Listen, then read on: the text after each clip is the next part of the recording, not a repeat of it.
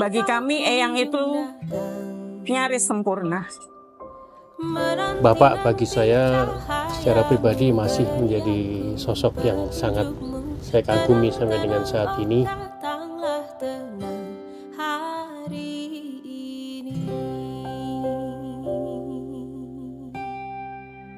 Bapak yang bertanggung jawab, Bapak yang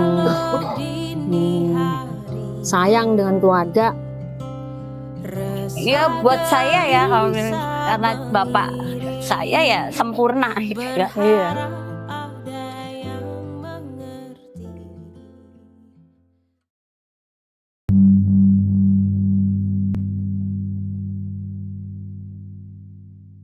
Tentang Eyang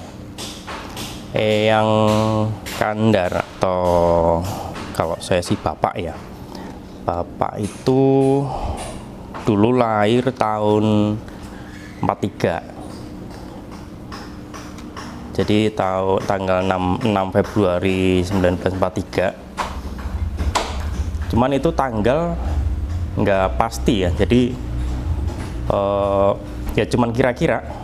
Katanya kata Eyang itu, Mbah Putri itu, Mbah Wedok itu lahir katanya pas Jepang masuk.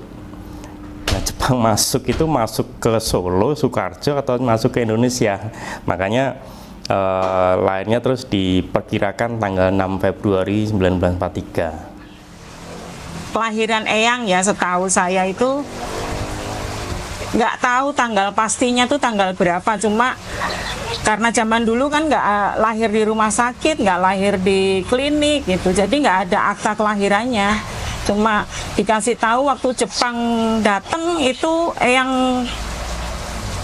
ibunya Eyang itu hamil sekitar berapa bulan gitu saya lupa. Jadi ngira-ira sendiri 9 bulan setelah itu lahirnya tanggal berapa, ngambil bulan Februari, kira-kira bulan Februari tanggalnya itu ngambil tanggal 6. Tanggal yang menurut dia tanggal keberuntungan. Ya, dan memang itu tanggal keberuntungan buat Eyang. Diterima kerja di BNI juga tanggal 6 Februari. Ya, seperti itu. Kalau untuk masa kecilnya Eyang, waktu masa remajanya Eyang itu dalam mencari jati diri, khususnya dalam untuk kepercayaannya, karena orang tuanya kan waktu itu masih kejawen, jadi belum menganut salah satu agama. Jadi Eyang itu mencari sendiri. Pernah masuk ke masjid, tapi merasa nggak sreg. Pernah masuk ke gereja Kristen juga nggak sreg. Nah, akhirnya masuk ke gereja Katolik. Tertarik dengan KOR di gereja Purbayan Solo waktu itu. Masuk ke gereja, terus ikut duduk aja asal duduk.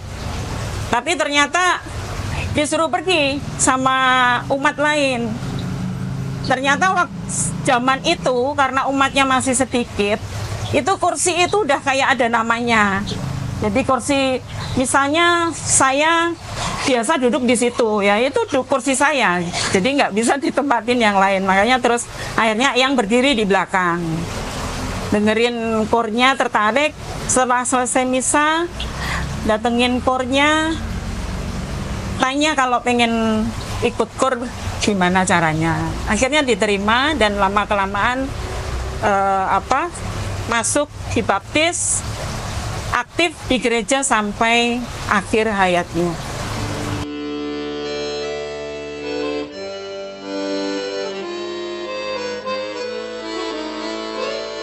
Waktu itu Eyang aktif-aktifnya di gereja itu sekitar tahun ya 60-an, nah 60 sekian gitu. Waktu zamannya PKI di Solo masih ini ya, rame-ramenya itu. Suatu hari Eyang lagi di gereja, biasa ya memang aktif di gereja, kegiatan gitu. Waktu itu Eyang belum kerja. Terus PKI lagi serangan lah, intinya gitu. Dikasih tahu sama pastor parokinya nggak usah pulang. Salah satu temennya Eyang ada yang nekat pulang karena merasa belum pamit sama orang tuanya. Udah dilarang-larang jangan pulang, bahaya kalau pulang. Tapi dia nekat pulang karena kepikiran nanti orang tuanya nyariin. Sedangkan yang Kakung nggak pulang, tidur di gereja. Dan ternyata memang temennya itu nggak sampai rumah, meninggal. Besok berapa hari kemudian orang tuanya nyariin karena nggak pernah sampai rumah temennya itu, makanya terus yang Kakung sama Romo nyari ke rumah sakit dan ketemu jenazahnya ada di salah satu rumah sakit, sudah meninggal. Oh, ada bekas pembunuhan nih. Ya, iya. Seperti untung yang Kakung nggak pulang. Kalau pulang ya mungkin sama nasibnya seperti temennya itu. Kalau untuk masalah itu setahu saya ya itu sih pengalaman Eyang yang sering diceritakan itu.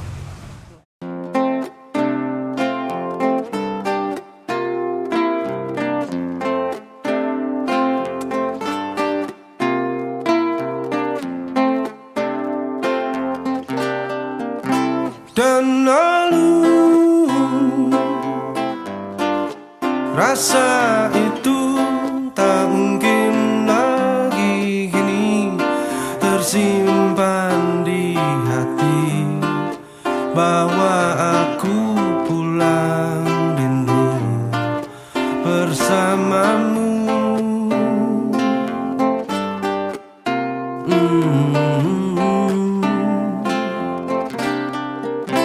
Dan lalu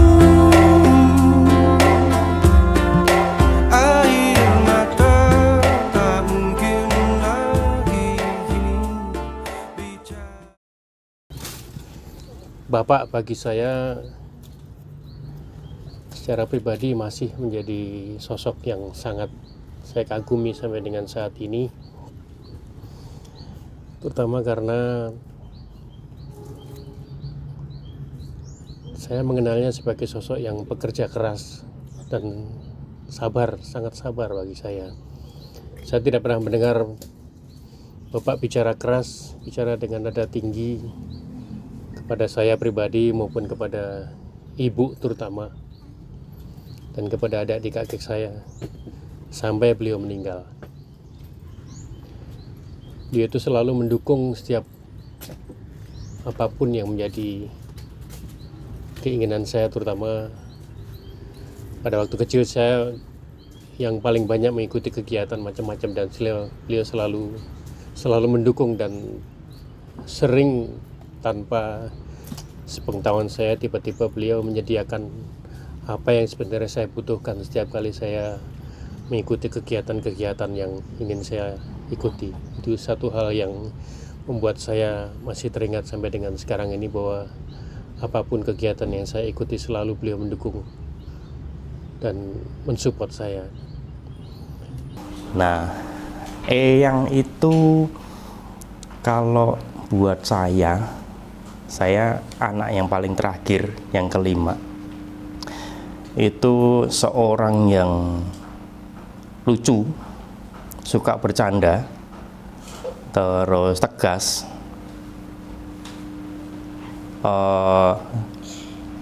Kalau buat saya galak sih enggak ya, jarang sih Bapak itu marah sampai teriak-teriak, itu malah nggak pernah sih. Karena begitu Bapak itu melotot, diem, itu saya udah diem, nggak berani bergerak. Itu udah tahu sendiri salahnya apa. Itu dulu pernah ingat saya kelas 5 naik ke kelas 6. Itu waktu itu saya lagi seneng-senengnya ikut karate inkai waktu itu.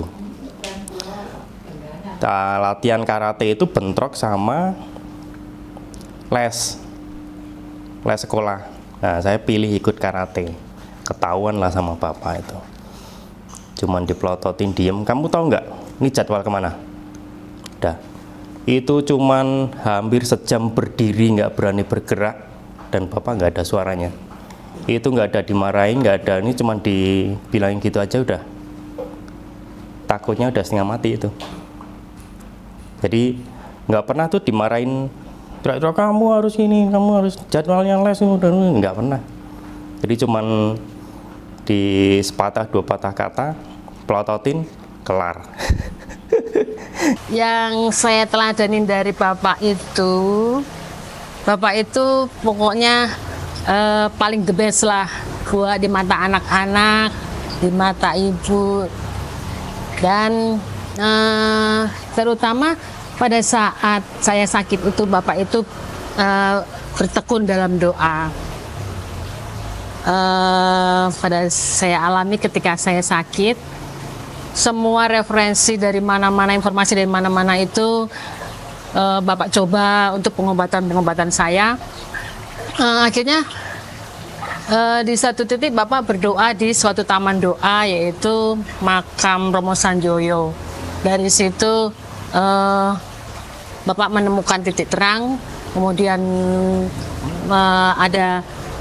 ada jalan untuk pengobatan saya, dan akhirnya sembuh sampai sekarang ini. Namun selain dalam tekun dalam doa, Bapak itu juga pernah mengalami krisis iman. Jadi nggak semuanya itu mulus-mulus saja. Bapak itu pernah mengalami krisis iman itu ketika Bapak mendapat isu bahwa akan ada pengurangan karyawan. Jadi karena ada pengurangan karyawan, Bapak merasa stres, merasa nanti kehilangan pekerjaan. Jadi Bapak itu sibuk dengan dunianya sendiri untuk mempersiapkan ketika tiba-tiba Bapak di PHK. Bapak itu sibuk ternak ayam, jadi sampai lupa ke gereja, sampai lupa dan tidak aktif di lingkungan lagi, dia tidak aktif di gereja. Nah, namanya kepala rumah tangga, namanya kapal itu ada nahkoda. Bapak itu nahkodanya itu ketika Bapak itu krisis iman, ketika Bapak itu tidak pernah aktif di gereja, anak-anaknya pun, penumpangnya pun juga ikutan tidak aktif. Tapi itu jadi nggak ke gereja itu nggak dimarahin, nggak ke gereja nggak aktif, apa itu juga dicuekin aja itu. Tapi tiba-tiba pada suatu ketika ada Romo datang rumah, menanyakan kok nggak aktif lagi. Mungkin pada waktu itu tuh gereja Purbayan itu umatnya nggak begitu banyak seperti sekarang ya, jadi Bapak nggak kelihatan itu, dicari Romonya gitu. Akhirnya didatangi almarhum Romo Smith waktu itu. Terus akhirnya Bapak mulai aktif lagi dan Bapak diberi kepercayaan untuk menjadi koordinator KUR di paroki. Bapak aktif lagi sebagai prodiakon, Bapak aktif sebagai katekumen, katekis gitu. Jadi sampai pada akhirnya Bapak itu terus aktif dan mengharapkan anak-anaknya itu untuk aktif dalam pelayanan gereja. Itu yang diteladani sampai sekarang, bahwa kami itu merasa harus terlibat lah dalam pelayanan-pelayanan di setiap gereja gitu. Pengalaman saya sebagai anak dari Bapak Yesus Supandar, buat saya kalau cerita yang pasti pengen gimana ya, masih keingetan dulu gitu loh, pengen nangis gitu. Bagi kami Eyang itu nyaris sempurna, idola kami semua. Meskipun Eyang itu pendidikannya cuma lulus semea dan nggak punya jabatan apa-apa di kantor, tapi bagi kami Eyang itu laki-laki dan bapak yang spesial. Saking mengidolakannya, saya mengidolakan Eyang, saya tuh kepengen dapat jodoh yang mirip Eyang. Dan puji Tuhan dikabulkan doanya. Dapat Islami banyak miripnya dengan Eyang. Sabarnya, ya ada yang nggak mirip. Kalau Eyang yang Kandar humoris gitu, kalau suami saya tuh serius, ya itu aja bedanya gitu. Nah, pengalaman jadi anaknya itu Eyang Kakung itu nggak pernah melarang, misalnya saya kepengen ini, pengen melakukan apa gitu. Nggak pernah bilang jangan, nggak. Jalani dulu. Kalau kamu merasa itu baik, kamu setelah SMA ya. Kalau itu baik, tapi sambil diawasin, teruskan kalau baik. Tapi kalau kamu misalkan nggak bagus, kan kamu akan tahu sendiri gitu. Sambil dinasehatin. Kalau kamu begini, itu nanti akibatnya seperti ini. Jadi itu nggak cocok buat kamu, itu nggak bagus seperti itu kalau Eyang. Bawa Rupiah gimana? Kalau saya ya, memori tentang bapak itu banyak sebenarnya. Mungkin satu yang selalu inget ya. Satu kali saya tuh pulang ke rumah bawa masalah, punya masalah gitulah, curhat. Yang namanya orang curhat itu kan mau benar mau salah mintanya dibela. Nah di situ saya cerita, bapak tuh dengerin, nggak bilang kamu salah, kamu benar nggak. Tapi di situ bapak kemudian apa ya, cerita kayak kasih contoh contoh gitu ya. Nah dari situ jadi tahu itu jawabannya. Oh ternyata aku yang salah. Aku harus kayak gini, harus kayak gitu. Jadi nggak menghakimi gitu kan. Yang namanya orang ini kan nggak suka ya dia nih, maunya dibela. Nah itu yang apa ya, ingin saya terapkan juga ke anak-anak itu. Saya contoh gitu dari bapak gitu. Mungkin itu sedikit. Ya. Pengalaman menarik itu banyak banget, tapi ada salah satu nih ya. Pada waktu itu saya kuliah di Jogja, itu saya kuliahnya itu sampai malam, dan di Jogja itu kos-kosannya itu horor lah gitu. Jadi kalau saya pulang kuliah itu malam itu suka takut. Jadi saya bilang sama bapak, Pak saya pengen sepeda supaya nanti pulang kuliah itu saya nggak jalan kaki. Takut kan kalau jalan kaki malam itu. Dan ya udah nanti bapak anterin sepeda gitu. Dianterin sepeda, saya pikir naik mobil gitu, mobilnya dianterin gitu. Ternyata dari Solo sampai Jogja itu dinaikin sepedanya bapak tuh, dibawa tuh. Dinaikin dari Solo ke Jogja tuh kira-kira 60 kilo lah.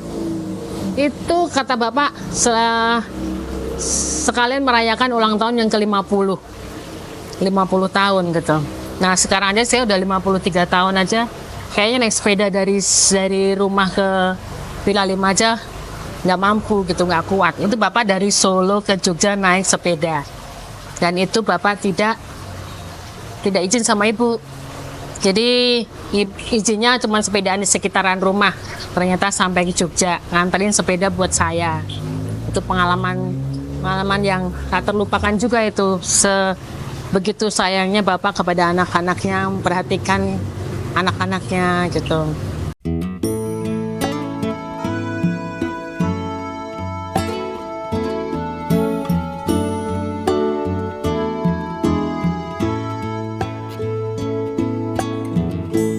Would you know my name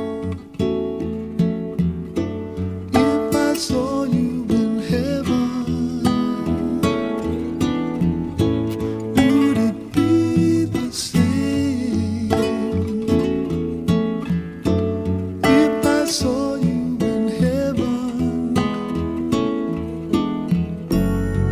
I must be strong and carry on. Saya kenalan sama suami saya dulu, itu sama-sama ikut kur. Jadi kur zaman dulu itu di Purbayan, Santo Antonius, itu kadang-kadang kalau kur Antonius itu putra semua, kalau Sisilia itu putri, kadang-kadang gabung begitu. Nah itu belum kenal. Nah, suamiku itu sebenarnya sudah punya pacar, tapi mau dinikahkan. Kakaknya dari pacarnya itu suka sama dia, jadi enggak jadi sama pacarnya yang dulu itu. Terus ya putuslah karena segitiga. Habis itu saya dikenal dibilangin sama pemimpin KUR itu namanya Pak Tarmo. Itu bilang sama saya kalau saya mau diajak ke rumahnya calon suamiku dulu. Itu ya, terus akhirnya juga saya tahu kalau dia itu suka begitu. Akhirnya ya pacaran kira-kira 8 bulan. 8 bulan terus acara nikah. Jadi 1 tahun nikah gitulah. 1 tahun nikah, terus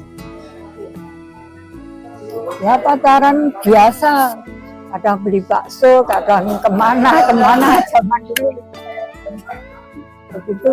Terus nikah, terus punya anak sampai sekarang.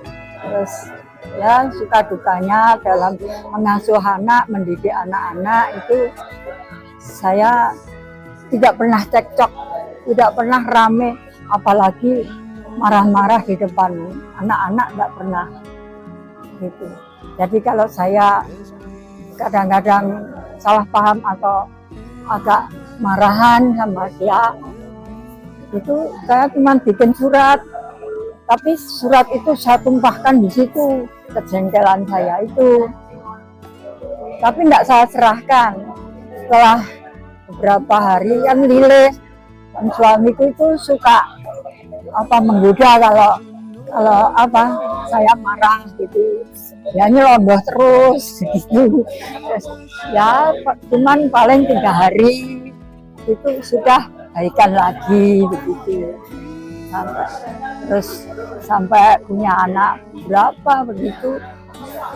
Dalam mendidik anak-anak, suamiku itu kalau mendidik anak-anak tidak bersama saya, nanti tidak rame.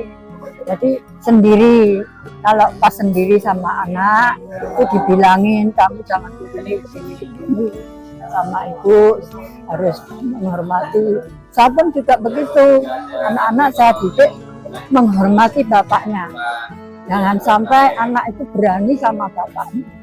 Jadi ada kedekatan anak sama bapak itu dekat sekali. Gitu. Tapi yang dulu waktu sama yang aku tuh awalnya maksudnya romantis gitu. Apa? Romantis gitu nggak hubungan? Oh iya, dan kemana-mana saya berdua. Makanya setelah ditinggal bapaknya, saya merasa terpukul sekali. Ya romantisnya enggak perlu saya ceritain lah. Apa ceritanya? Apa? Ngapain aja dulu pas lagi pacaran? Ya pergi berdua, kadang-kadang ngomong berdua-dua, gojek-gojek gitu, tanda ria gitu. Terus kalau makan itu ya bekerja, saya makan mesti menungguin. Yang satu-satunya yang makan tetap di meja makan, meskipun dulu rumahnya itu enggak bagus. Tapi ya kalau makan saya tungguin, meskipun makannya itu enggak bermewah-mewah gitu, saya nungguin gitu. Saya tepain begitu, pasti minum, makan, sambil ngomong, sambil makan begitu. Kadang kalau suka ya bilang masakannya enak begitu. Kalau misalnya keasinan atau apa gitu, wah tadi ya di RT sini bagi-bagi garam ya. Itu jadi tidak begitu enggak.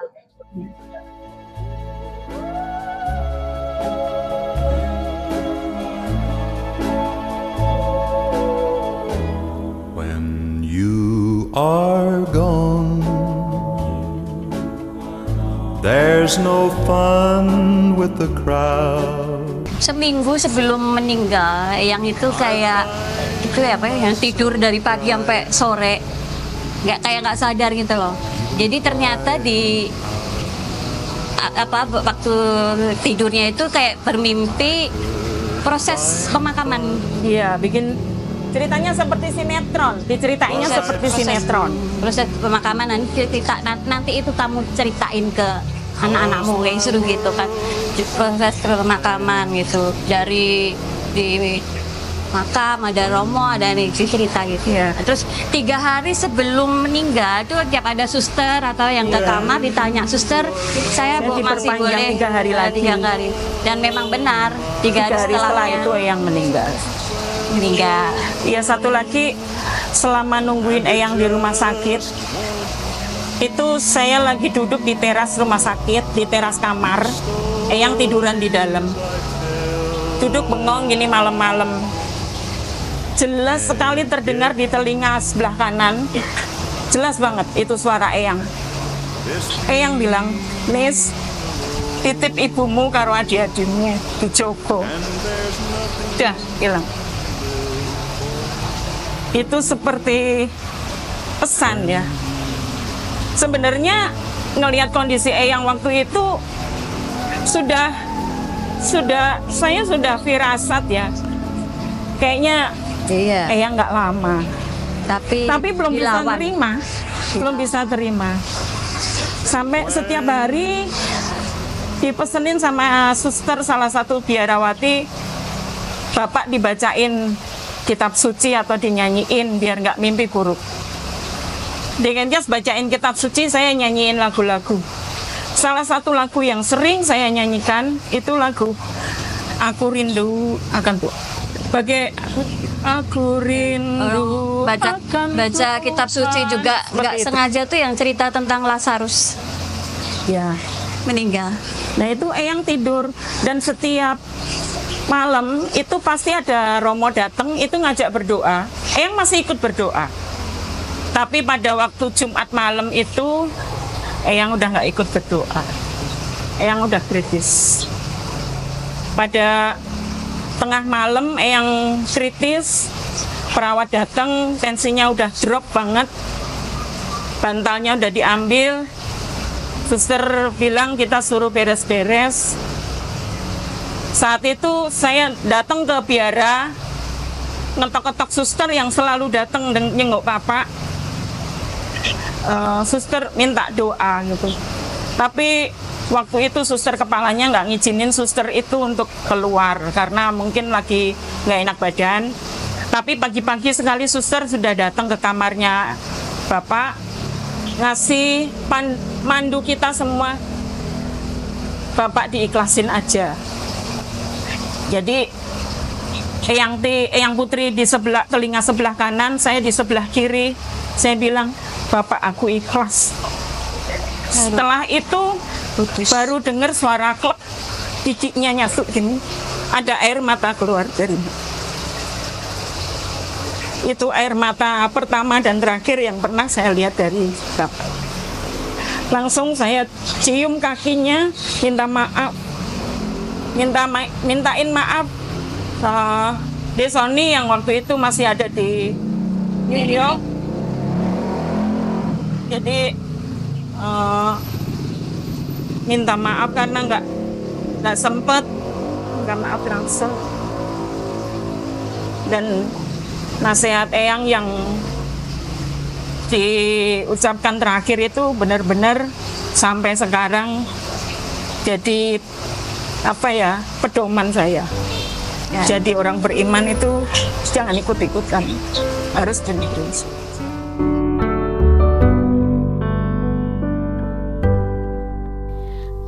Aku rindu akan Tuhan dalam sakramen terkudus. Aku rindu menerima Yesus Allah manusia. Yesus, Yesus datanglah.